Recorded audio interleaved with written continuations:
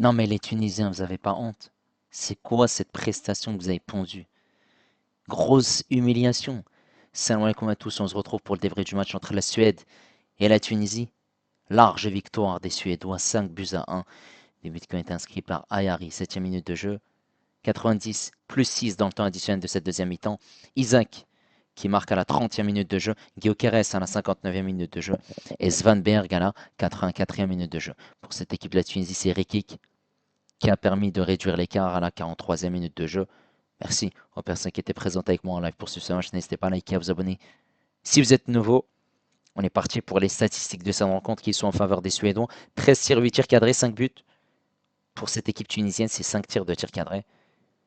Légère possession, voilà, en faveur des Tunisiens à 51%. 49 pour cette équipe suédoise, 320 passes pour cette équipe suédoise. 331 pour les Tunisiens, précision de passe à 82% pour la Suède, 80 pour la Tunisie, 9 fautes qui ont été commises par les Suédois, 8 pour la Tunisie, un carton jaune obtenu par la Tunisie, 6 hors-jeu pour la Tunisie, 3 pour la Suède, 4 corners pour la Suède et 2 pour la Tunisie. Et là, on est parti en image pour les 6 buts du match. Cette équipe suédoise qui a joué en 3-4-1-2 avec deux numéros 9 qu'on connaît très bien, Gyökeres et Isaac. Lindelof était titulaire en défense centrale, c'était le capitaine. On avait aussi Gudmundsson qui était en piston gauche. Pour cette équipe tunisienne, c'était un schéma tactique assez particulier avec des choix surprenants. 4-2-3 avec Chamak, Valérie à droite avec Talbi et Rekik, Ben Hamida latéral gauche, Skhiri et Kedira, Hannibal au numéro 10, Slimane, sachant que c'est un milieu de terrain, était ailier droit. Saad, c'est un ailier gauche, il était en faux numéro 9. Et Abdi, c'est un latéral gauche qui était en ailier gauche, voire piston gauche, assez surprenant. Et Abdi, je pense qu'il reculait en tant que latéral gauche pour avoir une défense à 3 entre Talbi Rekik et Ben Hamida. On est en début de rencontre à la 6e minute de jeu. Regardez juste la sortie de Chama qui donne un coup de poing. Et ensuite, qu'est-ce que tu es en train de nous faire là? Tu es un super-héros? Pourquoi le bras comme ça? C'est quoi ce plongeon? Vraiment n'importe quoi. Je pense qu'on a découvert le Superman tunisien. Ah ouais, il s'appelle Chamak. Gyökeres qui récupère le ballon, qui frappe, le sauvetage sur la ligne, ensuite le dégagement, ce ballon qui revient sur Ayari. Mais moi je comprends pas en fait. Pourquoi le moment de frapper, il n'y a aucun joueur qui l'empêche de tirer. Frappe, but, ça fait un 0. Ayari qui ne célèbre pas puisqu'il est marocain, tunisien d'origine, mais il a décidé de jouer pour cette équipe suédoise. On est à la 28e minute de jeu. Cette équipe tunisienne était très haute sur le terrain puisqu'elle a attaqué un long ballon. Mais ici, la remise de Gyökeres qui va servir Isaac. Isaac qui va accélérer, qui va ensuite faire ce dribble. Et ensuite, la frappe. Regardez-moi le plongeon catastrophique de Chamak. Ça fait but. La joie d'Isaac. Regardez ici. Qu'est-ce que tu es en train de faire, Chamak? C'est quoi ce plongeon? C'est quoi cette pause que tu es en train de nous faire? Tu t'es cru à la plage ou c'est comment? Ah, c'est catastrophique ça. 2-0, on se dit que ça y est, ils sont partis pour une déroute, hein, les Tunisiens. Coup franc, tiré. Il y a ce centre d'Hannibal, cette tête de Rekik, pour permettre à la Tunisie de réduire l'écart de buts à 1. Et on se dit, c'est peut-être un espoir. Sauf que quand la Tunisie allait mieux, et ben à la 58e minute de jeu, ici on regarde que Skhiri demande le ballon de la part de son gardien, Chamak. Il est servi, mais regardez-moi ce qu'il veut faire. Je ne sais pas ce qu'il a voulu faire à temporiser face au pressing d'Isaac. Il s'est cru pour Bousquet, j'ai l'impression. La perte de balle, Isaac qui sert Gyökeres et ensuite Gyökeres qui frappe, qui marque. Ça fait 3 buts à 1, la fameuse célébration de Gyökeres, ça fait très très mal. Skhiri, les deux mains sur son visage, forcément, il est dévasté. Et ensuite, on a ce but où on pensait qu'il y a une position d'hors-jeu, mais Isaac le touche bien. Et ce but de Svenberg hein, qui était rentré quelques secondes avant, et on voit avec la technologie, le capteur dans le ballon, que Isaac touche bien ce ballon et le but est donc bel et bien validé avant à la 95e minute de jeu. Ayari décroche une frappe, marque ce but Chamak est une nouvelle fois battu, cette défense est une nouvelle fois battue. Voilà, les Tunisiens, ils avaient lâché prise en fin de rencontre. Et cette fois-ci, Ayari se lâche sur le premier but. Il n'a pas célébré, mais sur le deuxième, il célèbre. Peut-être il a entendu des critiques. En tout cas, il a vu que cette Tunisie, elle était très faible. Et surtout, qu'ils en avaient rien à faire hein, de leur équipe nationale. Donc, il en profite pour célébrer. Et la Suède remporte largement ce match. Quand on assiste à une telle déroute pareille, on se pose la question de la présence de la Tunisie en Coupe du Monde. Déjà, le match précédent, match amical contre la Belgique, ils en avaient pris 5. Et on pensait que c'était une leçon. Sauf que là, ils en ont pris 5 contre la Suède. Et la différence, c'est que cette Suède ne m'a pas du tout impressionné. C'était pas des foudres de guerre. Ils ont juste profité des erreurs de cette équipe tunisienne, que ce soit le gardien, la défense. C'était vraiment catastrophique. Ou encore Srere, hein, pourtant, lui qui est capitaine. Et ça fait très très mal, hein, l'entame de match où t'encaisses deux buts. Le premier sur une erreur de Chamak. Le deuxième, voilà, la défense qui se fait dribbler, qui se fait surprendre en contre-attaque, mais Chamak doit faire un arrêt. T'as cette lueur d'espoir où Rekik marque de la tête. Saad qui sert Ben Slimane, mais il est en situation d'hors-jeu. T'as une autre occasion où il frappe en haut. Sinon, il n'y a rien à se mettre sous la dent hein, côté tunisien. Mais ce qui pose souci, c'est que les changements sont arrivés très très tard. De la part de Sabri Lamouchi, il a pris son temps, il a tardé avant de les effectuer. En deuxième mi-temps, eh ben, Gyökeres profite de l'erreur de Skhiri. Pourtant, Skhiri, c'est le capitaine, c'est un joueur qui est censé voilà, montrer l'exemple à ses coéquipiers. Sauf que non, non, il ne l'a pas fait. Et à cause de ça, eh ben, Gyökeres marque, puisqu'il est très bien servi par Isaac, qui presse. Et ensuite, on a vu, hein, que ce soit sur le coup de pied arrêté ou voilà, Svanberg marque. Et encore la frappe de Ayari. Les changements sont arrivés très très tard, hein, à la 72e minute de jeu. Pourtant, les Suédois, c'est eux qui ont fait les premiers changements. Et encore des changements un peu surprenants. Entrée d'Achouri à poste de Skhiri. Saad qui sort entrée de Tounekti. Et on a Haj Mahmoud à la place de Valérie. Donc tu fais sortir un latéral droit pour faire entrer un milieu de terrain. J'ai du mal à comprendre les choix tactiques de Sabri Lamouchi et même en fin de rencontre, Kedira qui sort entrée de Garbi, un choix offensif, et Slimane qui sort entrée de Chawat à la 84e minute de jeu. Sauf que c'est déjà trop tard. Et surtout des changements qui arrivent à un moment où il y a ce coup franc pour cette équipe suédoise. Et du coup, suite à ces changements, eh ben, ils encaissent ce but sur, voilà, sur coup franc.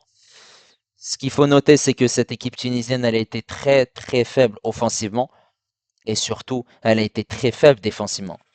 Normalement, tu dois avoir honte si tu es tunisien, puisque le match est à 4 heures du matin. Donc, tu termines le match à 6 heures du matin. Ceux qui vont commencer leur journée à ce moment-là, vraiment, c'est très très compliqué, c'est très dur. C'est vraiment un score large. Il n'y a que Curaçao qui a pris un score aussi large. 7-1 face à l'Allemagne. Et Curaçao, c'est pas pareil que la Tunisie, puisque c'était leur première participation en Coupe du Monde. Et surtout, c'est une petite île. Moi, pourquoi j'ai du mal à comprendre cette performance de la Tunisie, c'est que ils ont réussi à faire des matchs intéressants, que ça soit contre le Brésil au mois de novembre, que ça soit contre le Nigeria, même s'ils ont perdu à la CAN, au mois de mars. Voilà une préparation qui était pertinente. Contre Haïti, ils gagnent. Contre le Canada, ils font match nul. Maintenant, voilà, ces deux matchs de préparation pour aborder cette Coupe du Monde étaient plutôt compliqués. Alors oui, certes, il y a des problèmes au sein de cette fédération. Il y a des problèmes, voilà, il y a des conflits d'intérêts au niveau des joueurs qui sont présents dans cette liste. Alors cette liste, oui, elle n'est pas irréprochable. Il y a beaucoup de jeunesse, mais surtout, c'est compliqué. Mais quand tu regardes, que ce soit la composition de départ ou les changements qui ont été effectués par Sabri Lamouchi, il a sa part de responsabilité, mais il n'y a pas que lui. Les joueurs ont aussi leur part de responsabilité. Là, dites-moi qui a fait un bon match. Le seul joueur tunisien, on va dire, et j'ai bien dit on va dire, je mets des guillemets, qui sort du lot, c'est Hannibal. Il y a cette passe décisive, ok, le but de Rekik. Rekik, il a souffert défensivement, il a plongé, la tête la première. Hannibal, il a tenté certaines choses, mais c'était insuffisant. Mais autour de lui, tu avais des peintres. Quand Israël était capitaine, tu fais ta troisième Coupe du Monde, tu fais une erreur pareille, tu te prends pour Bousquet, il faut se poser des questions un minimum. T'as un Ali Abdi qui est censé amener de l'expérience. Qu'est-ce qu'il foutait en ailier gauche? Déjà, jouer en 3 def face à la Suède, faut se poser les bonnes questions.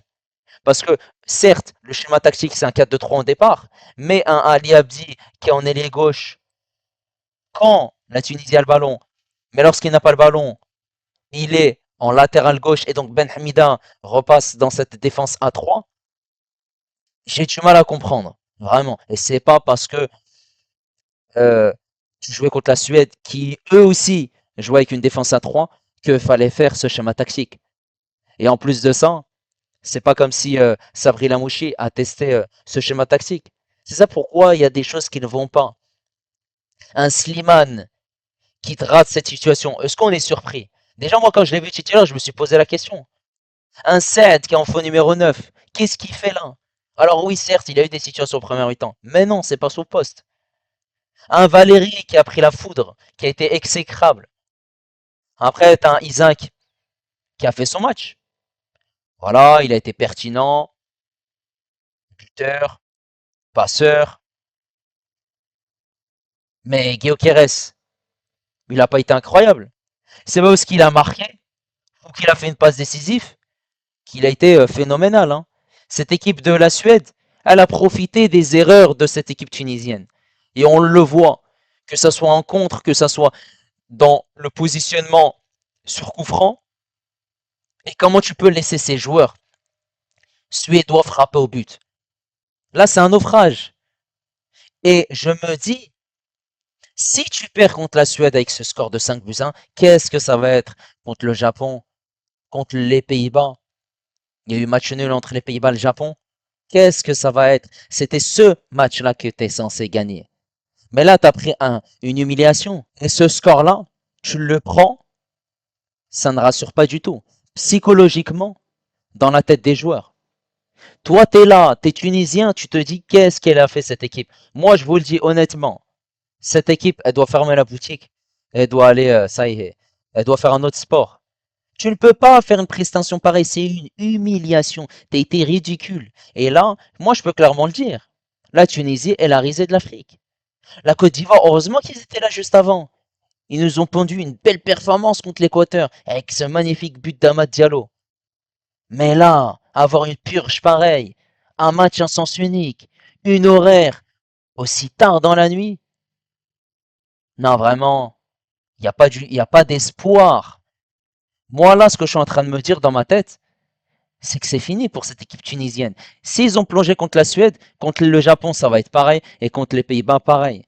Là, il faut juste essayer de sortir la tête de l'eau et d'être encore et de faire quelque chose de mieux, parce que c'était ridicule et il y a rien qui n'allait.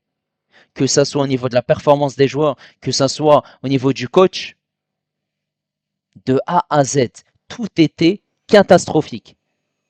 Et pourtant, ils avaient 4 matchs de préparation et on se disait, voilà, des matchs de préparation intéressants.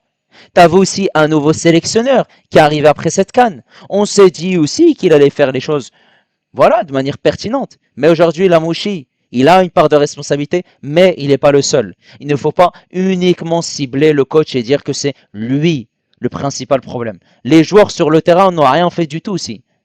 J'ai même pas besoin de revenir individuellement, joueur par joueur, parce que c'est voilà une bouse de A à Z, en passant par le gardien jusqu'à l'attaque. Moi là, je suis sélectionneur de la Tunisie, prochain match, les 11, je les fous sur le banc.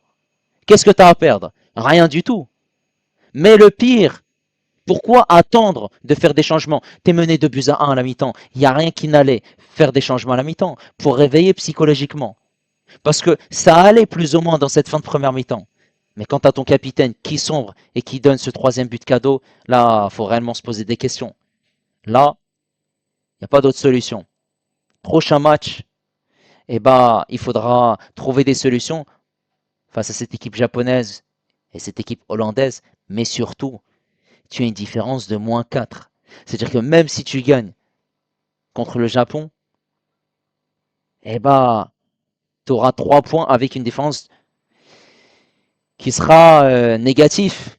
Il faut gagner avec un gros score et j'ai du mal à y croire.